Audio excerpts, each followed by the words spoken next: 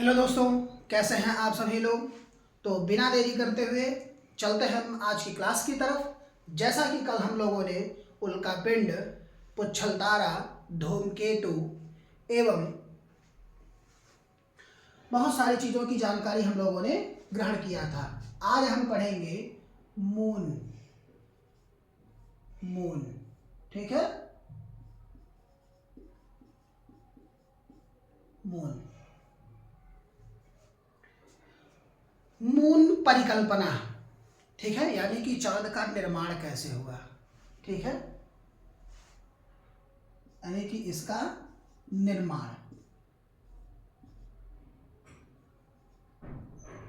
निर्माण तो इसके लिए एक परिकल्पना दी गई, वह थी एसी सेरेन की परिकल्पना।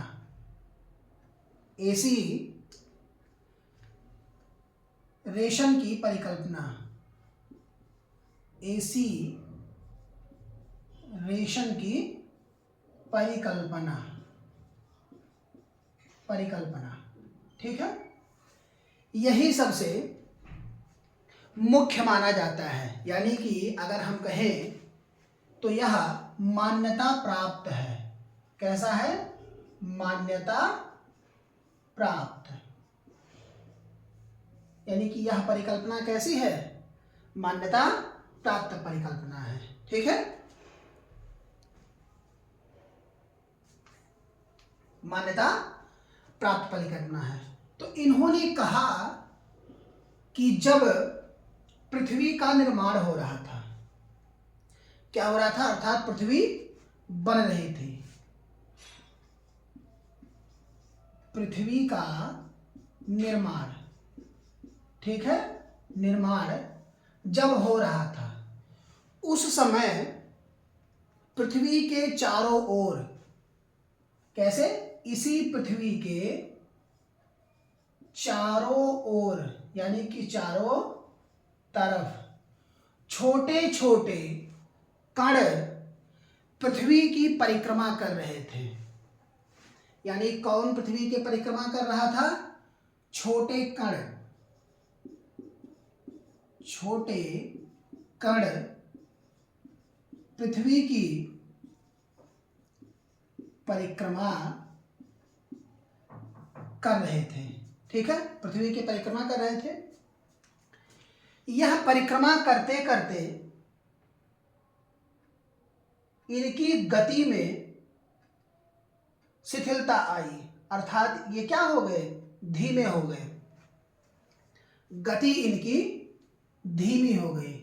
यानी कि गति, जब ये परिक्रमा कर रहे थे पृथ्वी की, तो काफी तीव्र गति से परिक्रमा कर रहे होंगे। बाद में इनकी गति क्या हो गई? धीमी हो गई। किसकी गति? जो कण थे, जो कण पृथ्वी के चारों तरफ घूम रहे थे, वह कण धीमी गति कर लिए अपनी, ठीक है। और सभी एकत्रित होकर, यानी कि ये जो कण हैं, यही क्या हो गए? एकत्र हो गए, और एकत्र हो करके चंद्रमा का निर्माण किए। अर्थात हम कह सकते हैं कि ये चंद्रमा में क्या हुए? बदल गए, ठीक है, चंद्रमा में बदल गए। तो आप लोगों की समझ में आया कि जो मून परिकल्पना है, अर्थात मून का निर्माण कैसे हुआ। तो एसी रेशन परिकल्पना, यह मान्यता प्राप्त परिकल्पना है। इन्होंने कहा कि जब पृथ्वी बन रही थी, तो इसके साथ साथ छोटे छोटे कण पृथ्वी की परिक्रमा कर रहे थे। कैसे? चारों तरफ। वही कण आगे चल करके धीमी गति के रूप में परिवर्तित हो गए और बदल करके चांद बन गए, ठीक है, चांद बन गए। सेलेनोलॉजी, सेलेनोलॉजी, जब चंद्रमा बनी, तो अर्थात चंद्रमा का भाई अध्ययन भी होना चाहिए, क्यों? सही है ना, यानी कि चंद्रमा का अध्ययन होना जरूरी है। तो जिस शाखा के अंतर्गत जिस शाखा के अंतर्गत चंद्रमा के आंतरिक स्थिति एवं उनकी सतह का आंतरिक स्थिति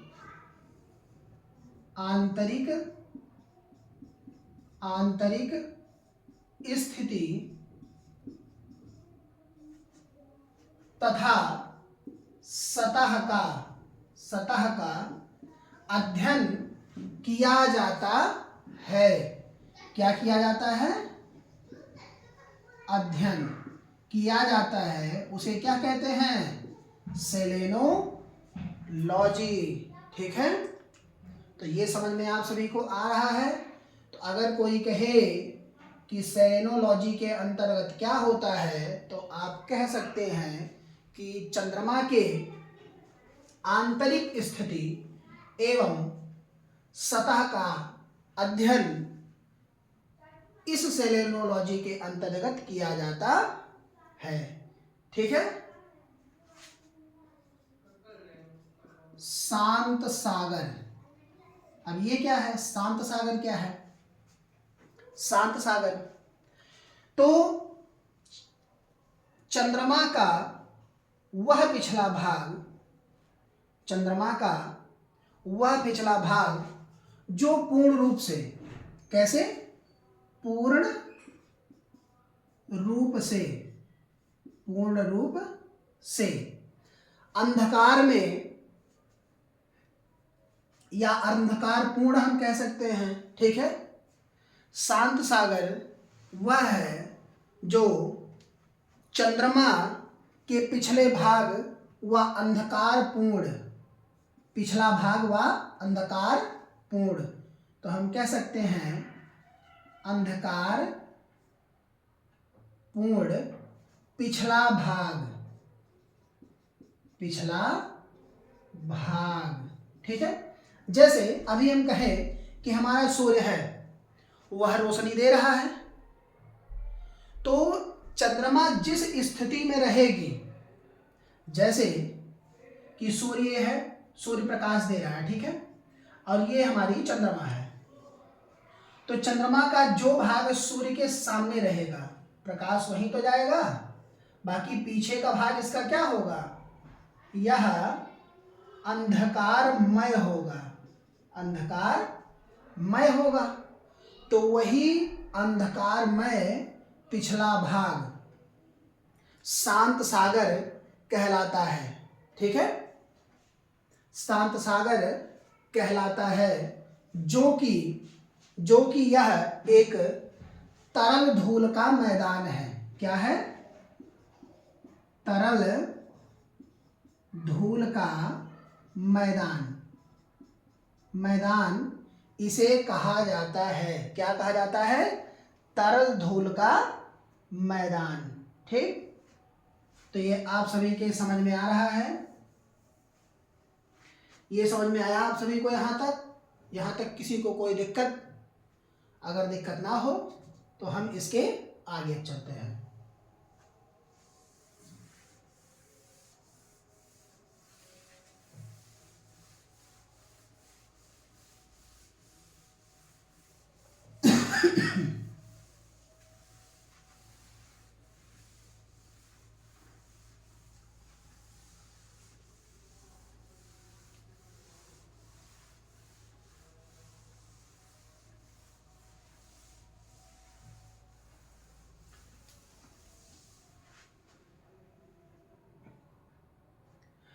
चंद्रमा के जीवाश्म, अब हम इनके बारे में बात कर लेते हैं।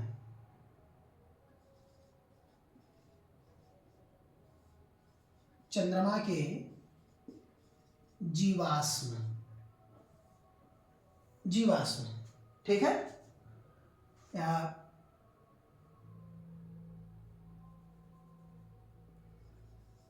जीवाश्म,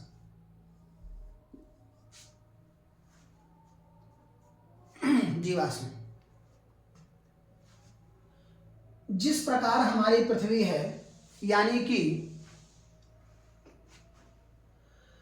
उसी प्रकार इसकी भी अधिकतम आयु पृथ्वी ही जितनी है, यानी कि 460 करोड़ वर्ष। आयु कितनी है? 460 करोड़ वर्ष, लगभग पृथ्वी के कितने बराबर। ठीक है, पृथ्वी के बराबर। इस चंद्रमा पर कुछ शिखर पाए जाते हैं, कुछ शिखर पाए जाते हैं। उनमें से जो सबसे सर्वोच्च शिखर है उसकी ऊंचाई 10,668 मीटर है। 10,668 मीटर है। ठीक है, और इसका नाम है शिखर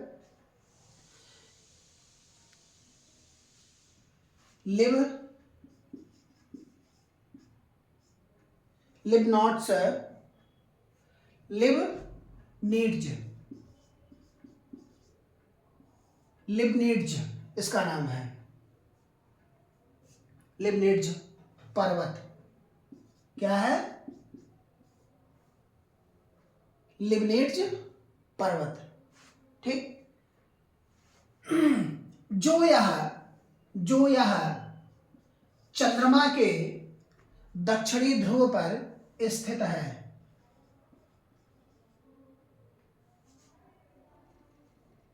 चंद्रमा के दक्षिणी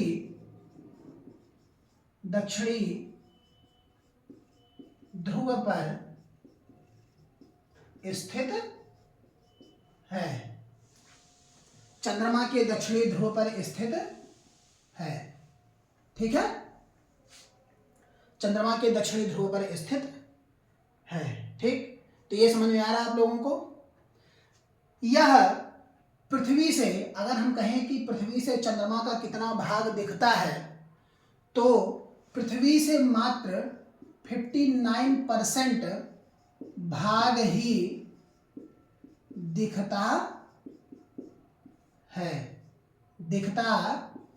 कहां से? पृथ्वी से। पृथ्वी से चंद्रमा का मात्र 59% ही भाग दिखता है। और चंद्रमा का जो पलायन वेग है,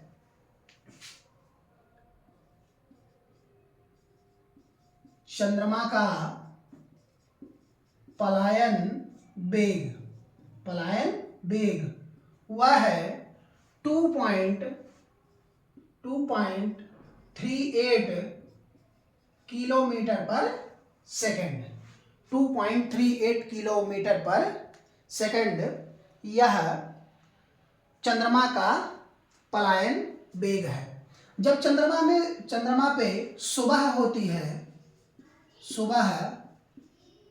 होती है तो वहां का तापमान, सुबह का तापमान बहुत ही हाई होता है।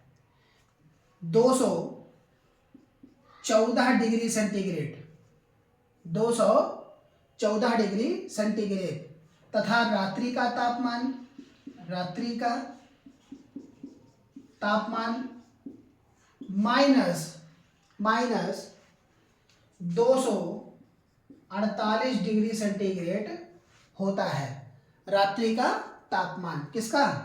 चंद्रमा के रात्रि का तापमान 248 डिग्री सेंटीग्रेड होता है। तो यहां तक आप सभी को क्लियर हुआ? तो चंद्रमा के जैसे सबसे ऊंचे शिखर का नाम क्या था? लिबनिट्ज पर्वत। ठीक है, जो कि 10,668 मीटर ऊंचा है। तो कुछ इनके और पर्वतों के नाम है। पर्वत के नाम हैं, जिनके नाम कुछ इस प्रकार हैं। पहला है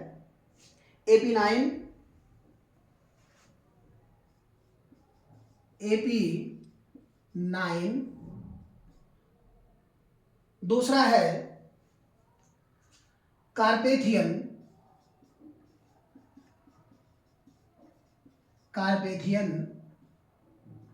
तीसरा है आल्पस,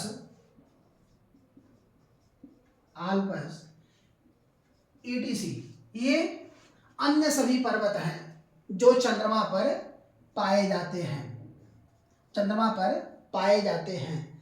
चंद्रमा पर कुछ ज्वालामुखी भी पाई जाती है, ज्वालामुखी, जिनके नाम कुछ इस प्रकार है, जैसे केपलर,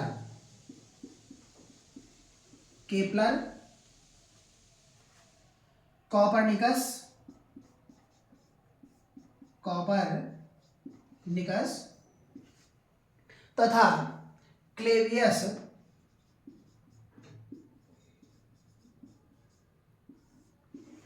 क्लेवियस एंड प्लेटो, प्लेटो, ये चंद्रमा पर स्थित ज्वालामुखी के नाम हैं। तो आप सभी को कहीं भी अगर क्वेश्चन पूछे जाते हैं इस प्रकार के, तो आप सभी लोग आंसर को सही जरूर करें, ठीक है। चंद्रमा का जो व्यास है, चंद्रमा का व्यास, वह पृथ्वी का 1/4 भाग है, पृथ्वी का 1/4 है। किसका? चंद्रमा का व्यास। तथा गुरुत्वाकर्षण, चंद्रमा का गुरुत्वाकर्षण यह पृथ्वी का 1/6 है, पृथ्वी का 1/6 है, ठीक है। चंद्रमा परिक्रमा के दौरान जब वह पृथ्वी की परिक्रमा करती है, कौन? चंद्रमा जब पृथ्वी की परिक्रमा करती है तो वह भूमध्य रेखा को, भूमध्य रेखा को 2 बार काटती है, 2 बार काटती है, 2 बार काटती है, ठीक। तो ये आप सभी के समझ में आया? यहां तक में कोई दिक्कत? तो चलिए अब हम इसके आगे चलते हैं, ठीक है।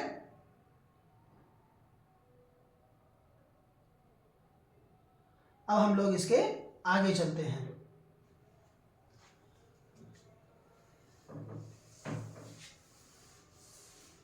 अब हम देख लेते हैं चंद्रमा की गति।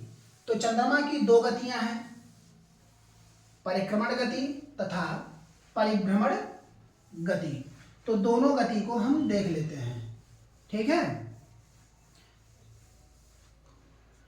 तो चंद्रमा की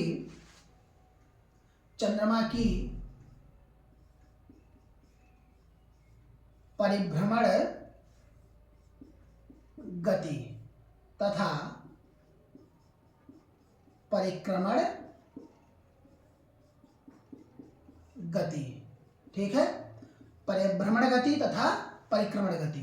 तो इसकी जो परिभ्रमण गति है वह है 29 दिन 12 घंटा, 29 दिन 12 घंटा 29 दिन 12 घंटा 44 मिनट, 44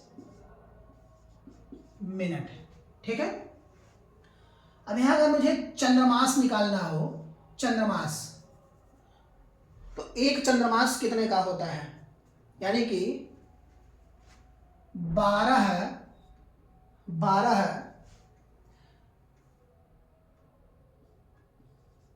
चंद्रमास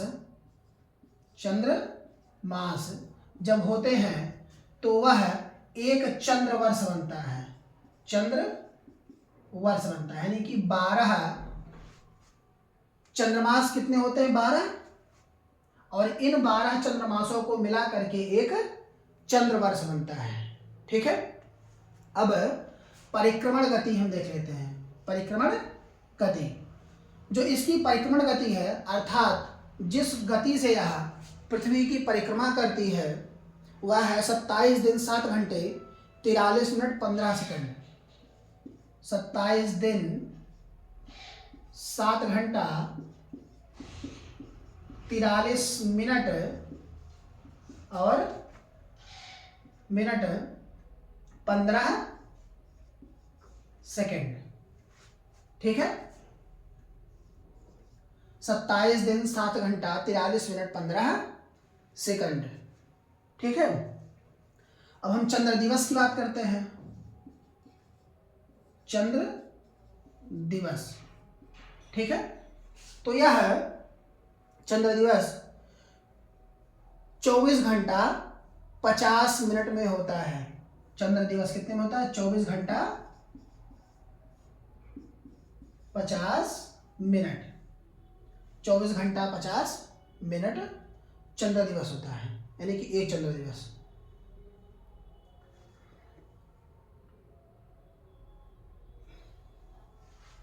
इसी को, यही जो इनकी गति है, अर्थात 27 दिन 7 घंटा 43 मिनट 15 सेकंड, इसी को नक्षत्र माह भी कहते हैं।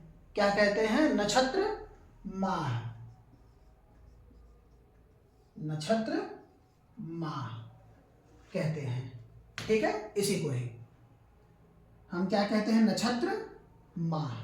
ठीक, जब चंद्र दिवस का पृथ्वी पर प्रभाव पड़ता है तो यहां पर दो घटनाएं होती हैं। किसका? चंद्र दिवस का जब पृथ्वी पर प्रभाव पड़ता है तो दो घटनाएं होती हैं। उसमें होता है पहले दीर्घ ज्वार और दूसरा है दीर्घ ज्वार और दूसरा है लघु ज्वार। लघु ज्वार। तो दीर्घ ज्वार, यह दीर्घ ज्वार 24 घंटे 50 मिनट में एक बार आता है, अर्थात इतने में 24 घंटा और 50 मिनट में आता है। तथा लघु ज्वार 12 घंटा 25 मिनट में, अर्थात इसका आधा, 12 घंटा 50 मिनट। ठीक है, यानी कि जब दीर्घ ज्वार एक आता है तो उतने में लघु ज्वार कितना आता है? 2 आता है, अर्थात 12 घंटा 25 मिनट। 25 मिनट में एक लघु ज्वार आता है, तो पूरे 24 घंटे 50 मिनट में 2 लघु ज्वार। ठीक है, यहां तक समझ में आया?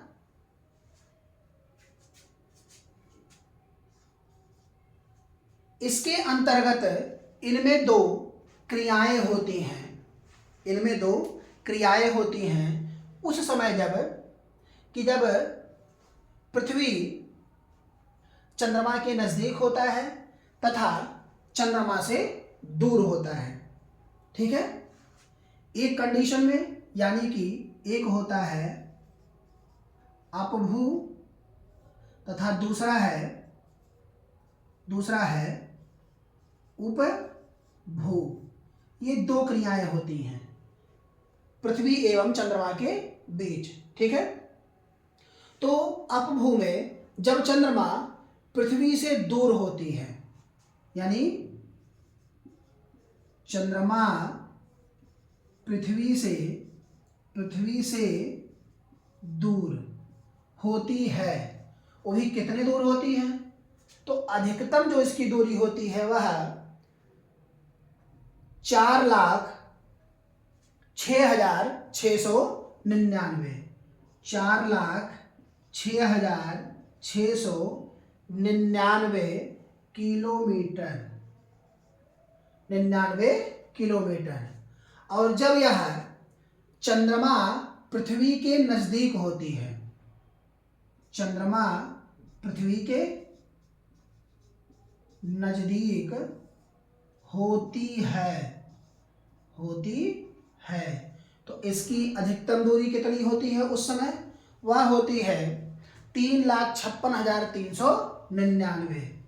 3,56,399 किलोमीटर।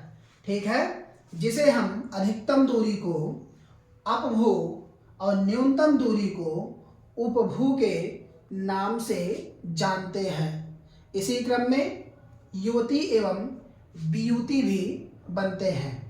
जैसे इसको मिटा दें, ये आप लोग नोट कर चुके हैं, तो हम आगे चलें।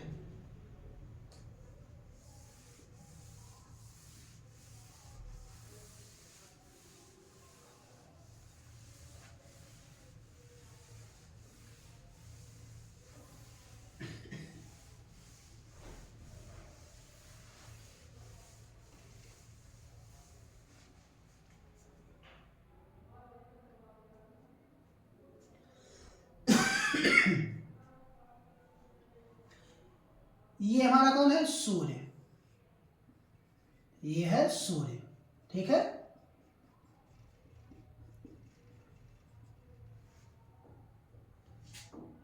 ये हमारी पृथ्वी, पृथ्वी, और इसके चारों तरफ परिक्रमा कौन कर रहा है? चंद्रमा।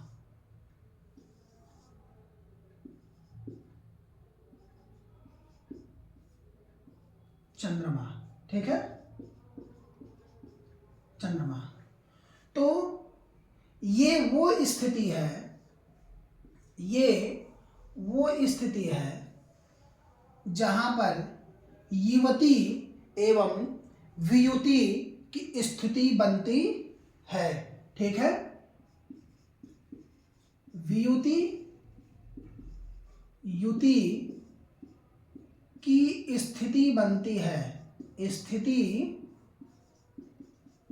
बनती है, ठीक है। चंद्रमा की कलाएं, जैसे क्या होता है कि जब ये चंद्रमा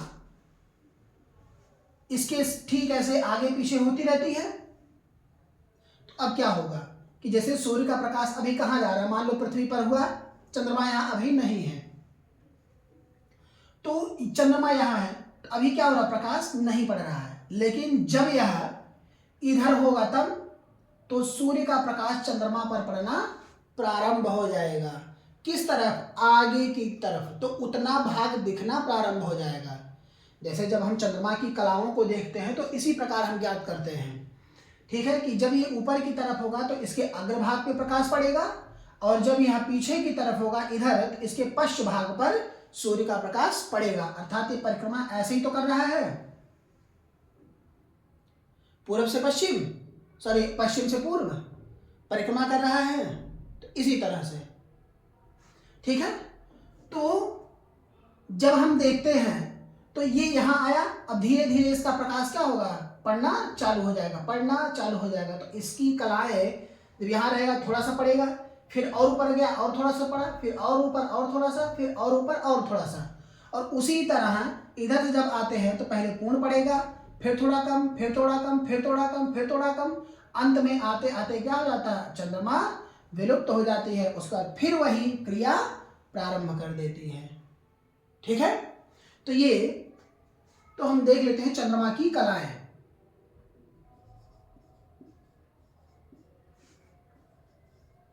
चंद्रमा की कलाएं, चंद्रमा की कलाएं, ठीक है, कलाएं। जब सूर्य, पृथ्वी तथा चंद्रमा की स्थिति एक समान हो, अर्थात सूर्य, चंद्रमा, पृथ्वी यह कैसी हो, एक ही स्थिति में हो, तो क्या किसी में परिवर्तन होगा? नहीं। लेकिन जब सूर्य और पृथ्वी में परिवर्तन होता है तो उसी तरह चंद्रमा में भी परिवर्तन होता है। क्यों? क्योंकि पृथ्वी भी सूर्य का क्या कर रहा है, चक्कर लगा रहा है, तो चंद्रमा भी चक्कर लगाएगा, चंद्रमा भी चक्कर लगाएगा, किसका? पृथ्वी का, ठीक है। उसी तरह से जिस प्रकार सूर्य का चक्कर कौन लगाता है? पृथ्वी लगाती है, ठीक है। उसी के कारण परिवर्तन होता है। तो इसमें दो क्रियाएं, जैसे एक होता है शुक्ल पक्ष, पहला होता है शुक्ल पक्ष और दूसरा है कृष्ण पक्ष। ये दो पक्ष होते हैं। एक पक्ष में चंद्रमा बढ़ती है और दूसरे पक्ष में चंद्रमा घटती है। ठीक है, तो शुक्ल पक्ष में क्या होती है? चंद्रमा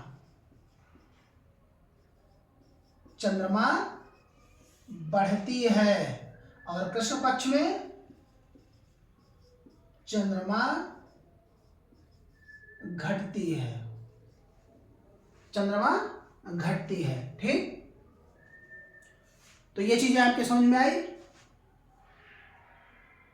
आप सभी के समझ में ये चीजें आ गई पूरी तरह से?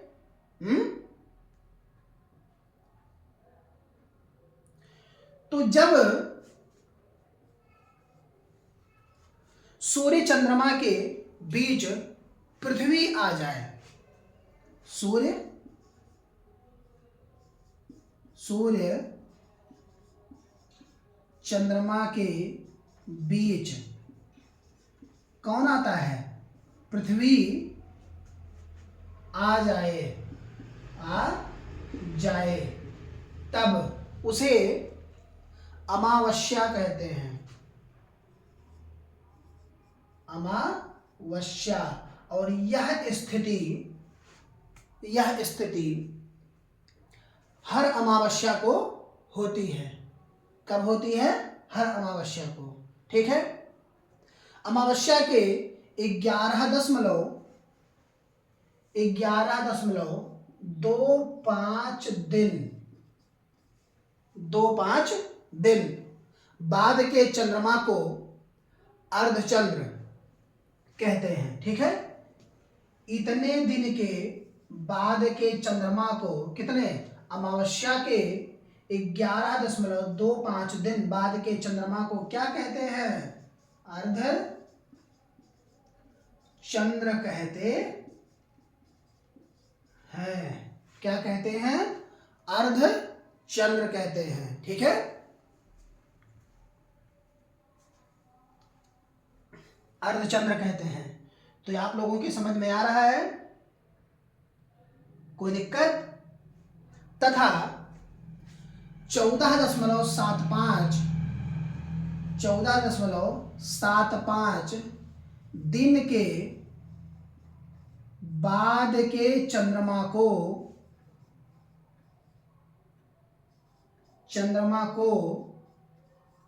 को पूर्णमासी कहते हैं। क्या कहते हैं? पूर्णमासी।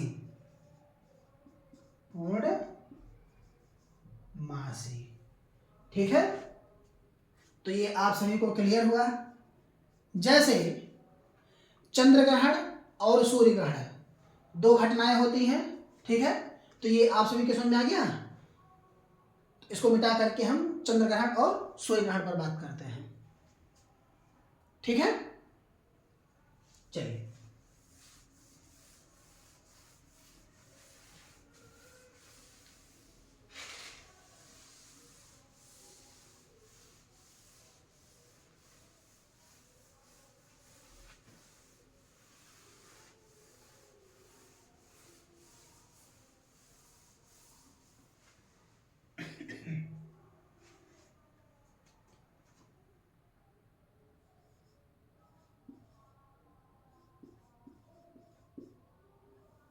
चंद्र ग्रहण, लूनर एलिप्स इसे बोलते हैं इंग्लिश में। ये हमारा कौन है? सूर्य। ठीक है,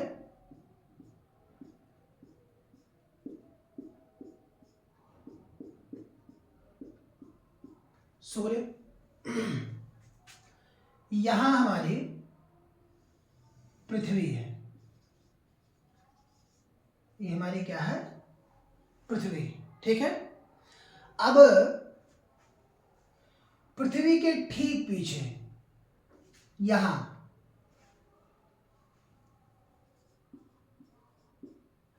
चंद्रमा है।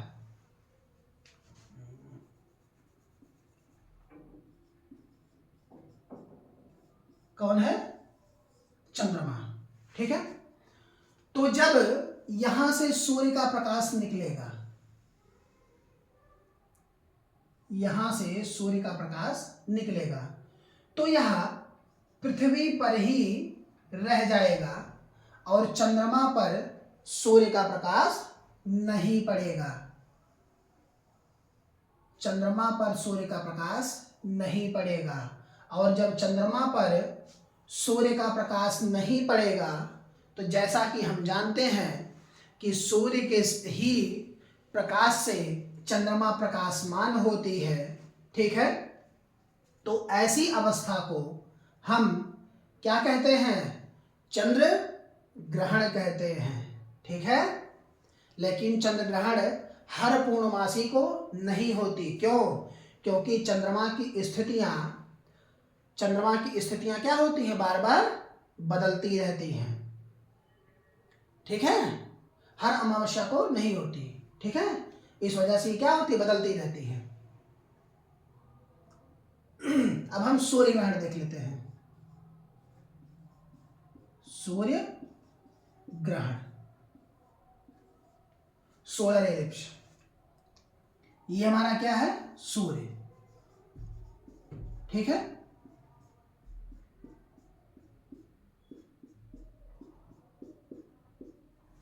सूर्य, और ये हमारी हो गई पृथ्वी। ठीक है, अब ये सूर्य का प्रकाश क्या हो रहा है? आ रहा है। ठीक,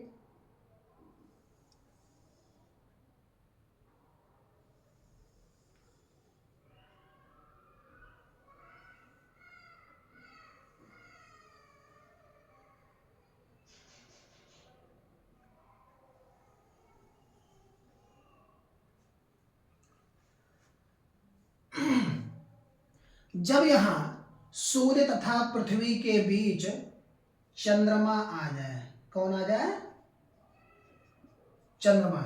ठीक है, चंद्रमा, तो जितने दूर पर, अर्थात पृथ्वी के जितने हिस्से पर सूर्य का प्रकाश नहीं पड़ेगा, तो वहां क्या होगा?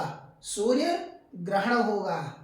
तो इसी अवस्था में क्या होता है? हर जगह अलग अलग टाइम पर, अलग अलग जगह पर सूर्य ग्रहण होते हैं। एक ही जगह पर बार बार सूर्य ग्रहण नहीं होता। यानी कि पृथ्वी का जो हिस्सा सामने होगा, अर्थात चंद्रमा जिस हिस्से की पृथ्वी को ढकेगी, वहां पर प्रकाश नहीं जाएगा। ठीक है, और यह हर एक अमावस्या को नहीं होता। ठीक है, यही कारण है कि बार बार ना तो सूर्य ग्रहण होता है और ना ही बार बार चंद्र ग्रहण लगता है। ठीक है, तो आप लोगों को ये चीजें क्लियर हुई?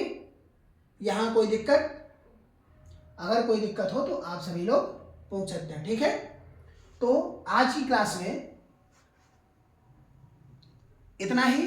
अब कल से हम लोग नया चैप्टर स्टार्ट करेंगे और वो है पृथ्वी अर्थात अर्थ। तो वहां पर देशांतर, अक्षांश, इन सभी रेखाओं को, कर्क रेखा, विषुवत रेखा या विषुवत वृत्त, इन सब के बारे में हम लोग जानकारी प्राप्त करेंगे। ठीक है, तब तक आप सभी लोग हमारे चैनल से जुड़े रहें और सब्सक्राइब करना ना भूलें।